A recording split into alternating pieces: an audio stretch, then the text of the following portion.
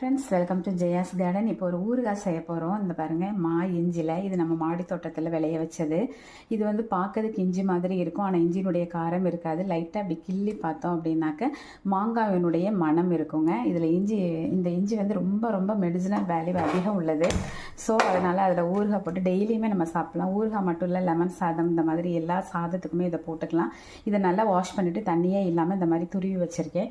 இங்கே கொஞ்சமாக நல்லெண்ணெய், கொஞ்சம் ஊறுகாய்னா நல்லெண்ணெய் அதிகமாக இருந்தால் நல்லாயிருக்கும். அது மட்டும் இல்லை, காரமும் நல்லா இருக்கணும். ஆயில் ஹீட் ஆனோடனே கடுகு போட்டுக்கலாம். கடுகு பொரியட்டும். கடுகு பொரிஞ்சிட்டு கொஞ்சமாக பெருங்காயத்தூள் போட்டு பொரியட்டும். இப்போ மாங்காய் இஞ்சியை போட்டு நல்லா வதக்கலாம். நல்லா வதக்கிட்டு கல் உப்பு போட்டுக்கலாம் தேவைக்கேற்ப.